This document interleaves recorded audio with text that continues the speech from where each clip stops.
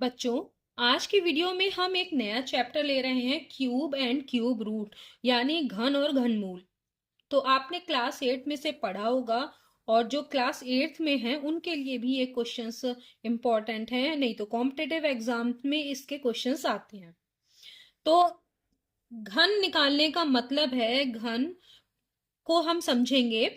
घन का मतलब है किसी संख्या, जैसे a की घात 3, ये a का घन है, यानी a की a से 3 बार गुणा, ये घन हो गया।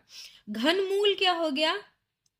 a की घात मान लीजिए 3 है, इसका अगर हम घनमूल निकालेंगे तो करणी चिन्ह में यहां पर 3 लिखते हैं, इसका मतलब घनमूल।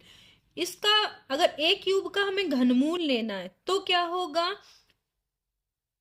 घात इसका a क्यूब की घात, अगर यहाँ करणी में 3 लिखा है, इसका मतलब घात 1/3। ठीक है, 1/3।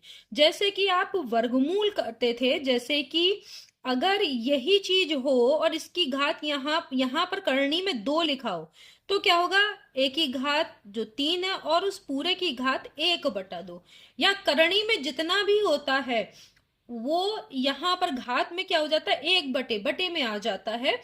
जैसे कि यहाँ करणी में अगर a क्यूब है और घात n है, तो ये हो जाएगा a क्यूब और इस पूरे की घात 1/n। तो आपको समझ में आ गया होगा कि घनमूल का मतलब क्या है। कि करणी में आपकी क्या लिखा हुआ है? 3, इसका मतलब घात तिहाई। जो भी अंदर है, जो संख्या है, उसकी घात तिहाई, 1/3। जैसे कि जब वर्गमूल था तो उसमें घात कितनी थी? आधी। तो इसी तरह इसमें घात तिहाई। तो ये हो गया घनमूल, और ये है घन। घन का मतलब उसी संख्या की उसी संख्या से 3 बार गुणा। तो यहां पर ऐसा ही कहा गया है कि 302 का घन निकालिए। यानी इसको दो तरीके से आप कर सकते हैं। 302 को 302 से गुणा कीजिए, और जो गुणनफल आए उसमें वापस 302 से गुणा कीजिए। एक तो ये तरीका। शॉर्टकट मेथड आपने एक सर्व समीकरण पढ़ी होगी, a+b का होल क्यूब। ये 8th में है सर्व समीका, यानी आइडेंटिटी।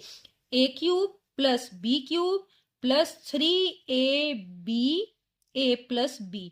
या इसको इस तरह भी लिखते हैं, a cube plus b cube plus 3a² plus 3ab²। क्योंकि इसको अगर हम इस को खोल देंगे, ओपन करेंगे ab 3ab से, तो यही आएगा। तो कोई सा भी आपका, ये दोनों एक ही बात है। इससे भी इसे कर सकते हैं, क्यों? क्योंकि अभी हम इसको लिख सकते हैं 300 प्लस 2 का होल क्यूब। कर सकते हैं कि नहीं भाई? 302 है तो इसको ये लिख सकते हैं। अब ये ऐसी रूप में आ गई कि नहीं? a की जगह पे 300 है और b की जगह पे 2 है, क्योंकि इनके आपको घन पता है। अब देखिए, a की जगह 300 का क्यूब करेंगे तो देखिए 300 का यहां पर क्या करेंगे? क्यूब प्लस 2 का क्यूब प्लस 3ab, 3 गुणा a की जगह 300, b की जगह पे 2, और अंदर 300 प्लस 2 यानी 302। ये तो a प्लस b का मतलब यही है, 302। अब देखिए, 3 का घन होता है 27। आप जानते हैं 3×3 = 9, 9×3 = 27, 27 हो गया। इस 2 जीरो का घन करेंगे तो 2 जीरो कितनी बार आएगा? 3 बार। ये हो गया। 2 का घन 8। अब देखिए, 3×3 = 9 × 2 = 18, 18 और 2 जीरो 1800, और ये हो गया 302। अब सही है। अब इनको क्या करना है? इन दोनों को गुणा करके फिर आप क्या करेंगे? ये सबको जोड़ देंगे।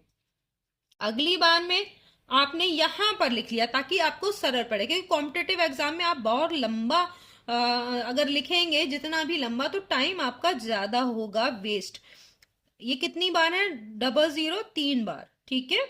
और आपको 8 है, अभी 8 जोड़ना है, और ये तो 302 का अब 18 से डायरेक्ट कर दीजिए, क्योंकि 18 का पहाड़ा आपको आता होगा। तो यहां पर अभी हम लिख दे रहे हैं, वैसे वहां पर आपको ये सब नहीं करना है। +8 प्लस 000 ऐसे ही लगा दिए। अब 18 से डायरेक्ट गुणा कर सकते हैं, 18×2 = 36, और आगे 0 है तो आप पूरा पूरा 36 लिख देंगे। 18×3 = 54, हो गई आपकी गुणा। अब इसमें अगर 8 जोड़ेंगे, ठीक है, इसमें अगर 8 जोड़ेंगे तो ये देखिए क्या है? 5,43,600। तो 5,43,608 हो जाएगा जब 8 और जोड़ेंगे। तो यहां पर हम इसे ही लिख दे रहे हैं 5,43,608 हो गया। इन दोनों को आप जोड़ दीजिए, ये आपका 302 का घन आ जाएगा। मैंने चूंकि आपको पूरा प्रोसेस बताया तो टाइम लगा है, लेकिन आप अगर इससे करेंगे तो आप 302 की जब 3 बार गुणा करेंगे उससे जल्दी हो जाएगा। ये फिर सारा 8, 0, 6, यहाँ 3, यहाँ 4, यहाँ 5 और यहाँ 7 और यहाँ 2, ये हो गया, जुड़ गया। ये आपका जो है वो फाइनल आंसर आ गया। ठीक है, तो इस तरीके से आप इसे कर सकते हैं। अगला क्वेश्चन करते हैं, ये आपको समझ में आ गया। अगर इस तरीके का हो तो आप क्या करिए, ये a+b के होल क्यूब से इसको कर दीजिए। निम्न में से कौन सी संख्या पूर्ण घन नहीं है? तो आपको अगर कॉम्पिटिटिव एग्जाम में जा रहे हैं या वैसे भी आपको 1 से 10 तक की संख्याओं के घन पता होने चाहिए। जैसे मैं यहां लिख दे रही हूं, आपको याद करने में आसानी होगी। 1 का घन मतलब क्या है? 1 गुणा 1 गुणा 1, ये क्या होता है? 1। 2 का घन, इसके मतलब भी आपको समझ में आ जाएगा, जिससे कि 2 गुणा 2 गुणा 2 3 बार, तो ये हो गया 8। 2 दूनी 4, 4 दूनी 8। 3 का घन 3 गुणा 3 गुणा 3, ये हो गया 27। 3 तिया 9, तिया 27। अब हम डायरेक्ट लिखेंगे।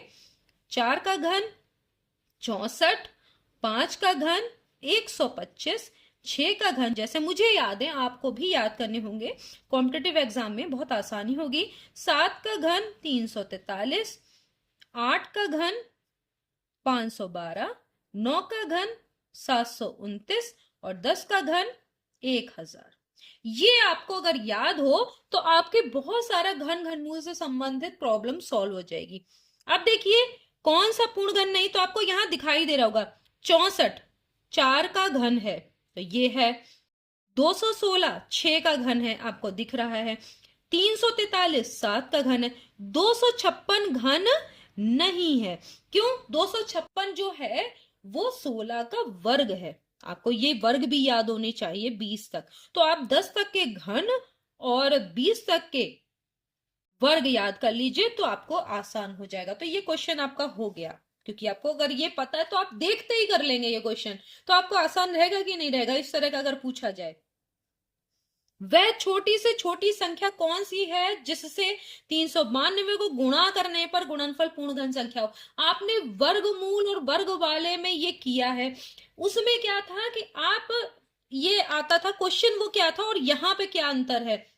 उसमें था वह छोटी से छोटी संख्या कौन सी है जिसको इतने से गुणा करने पर गुणनफल पूर्ण वर्ग संख्या प्राप्त हो।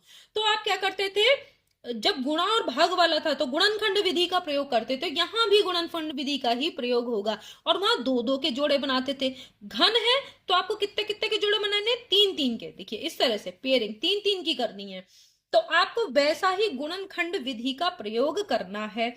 तो हमने यहाँ पे ये सब कर लिया है। चलिए हम यहाँ पर कर लेते हैं इसको। यहाँ पे बहुत सारी जगह है ताकि ये वाले क्वेश्चन के लिए भी हमें जगह मिल जाए। 392 2 से कटेगा। देखिए 2 से, क्योंकि लास्ट में 2 है, 3 एकम 3।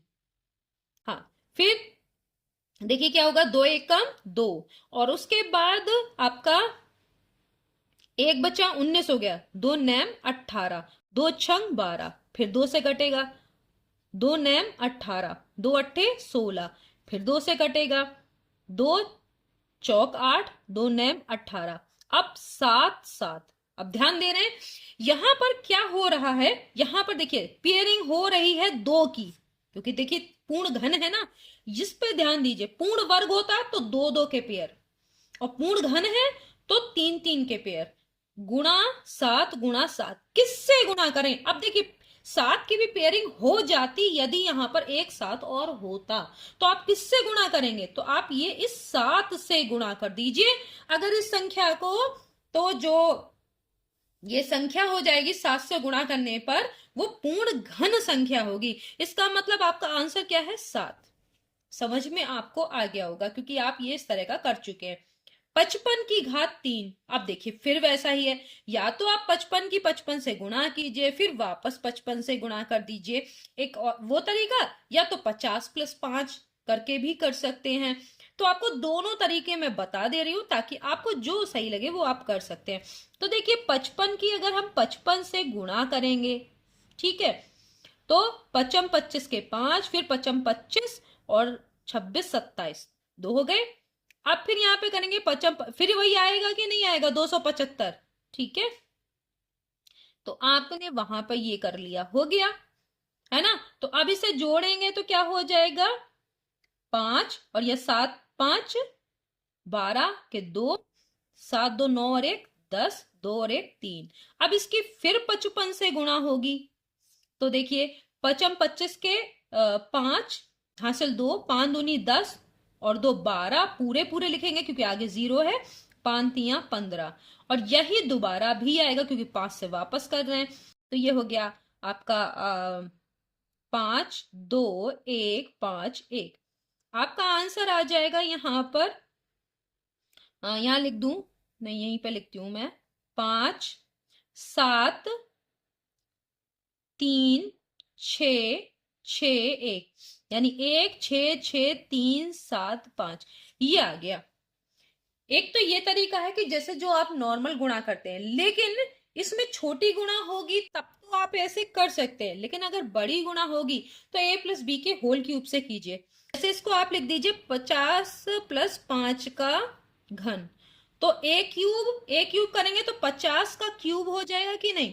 अब आप एक काम करिए, हम इसे ब्रेन में करते हैं डायरेक्ट, तो अगर हम ये छोड़ देते हैं और हम इसे डायरेक्ट करते हैं, ए क्यूब करिए, 5 का क्यूब होता है 125, और 0 का करेंगे तो 3 0, ए क्यूब हो गया कि नहीं हो गया।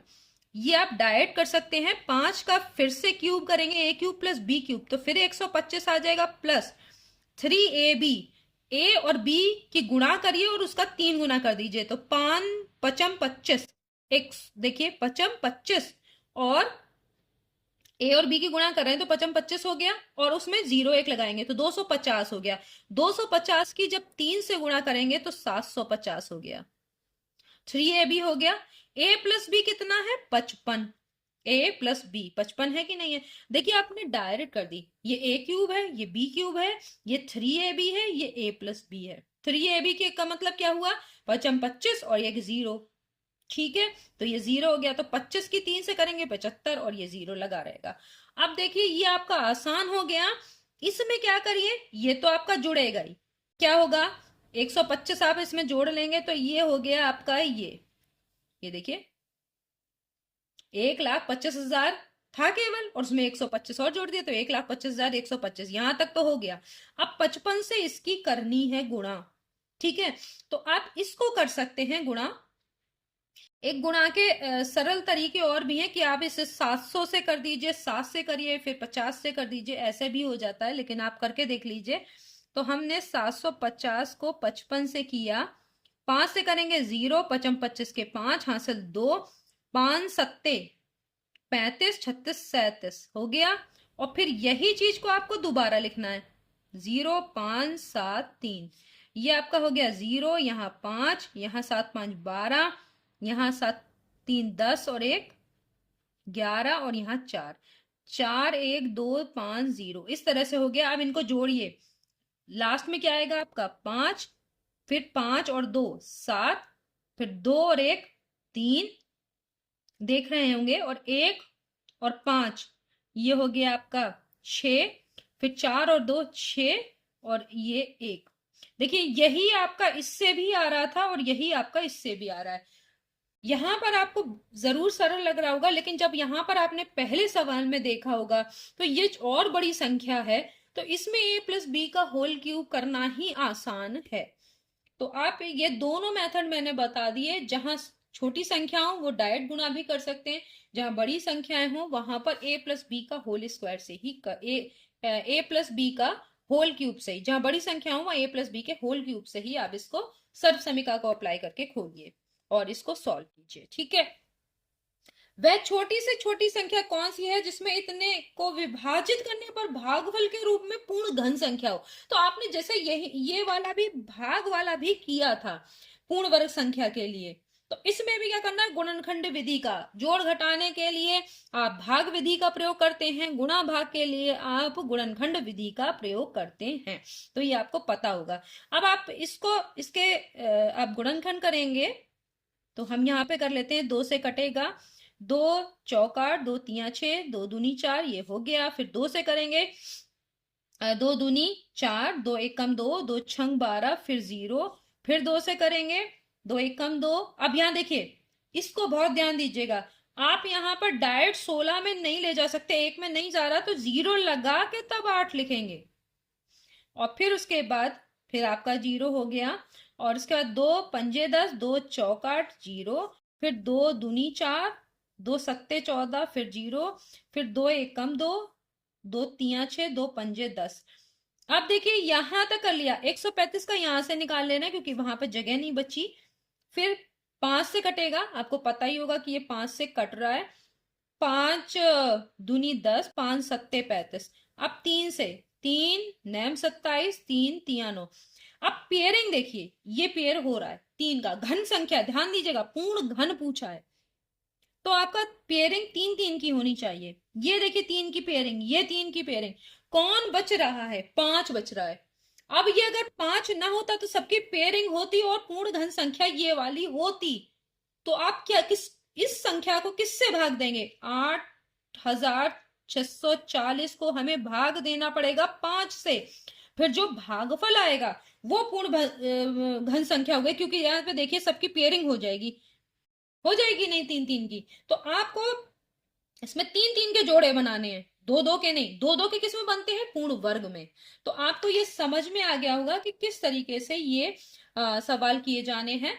तो ये आपका पहला मैंने वीडियो बनाया है घन और घनमूल पे। इससे पहले कुछ मैंने आपको वैदिक ट्रिक सिखाई हैं घनमूल निकालने की, उससे सरल कोई ट्रिक नहीं है जिससे कि आप विद इन सेकेंड जो है वो आप घनमूल निकाल सकते हैं। क्योंकि घनमूल निकालने में आपको केवल गुणनखंड विधि ही इसमें पता होगी, और गुणनखंड विधि में बहुत बड़ी बड़ी संख्याओं के गुणनखंड निकालना पॉसिबल नहीं है, जिसमें कि अभाज्य संख्याओं के गुणनखंड निकलते हैं। तो आगे हम और भी क्वेश्चंस करेंगे घन घनमूल से संबंधित, जिससे कि आप इस कॉम्पिटिटिव एग्जाम में इससे संबंधित कोई भी क्वेश्चन आ जाए तो आप कर सकें। नेक्स्ट वीडियो में हम फिर मिलेंगे, तब तक के लिए धन्यवाद।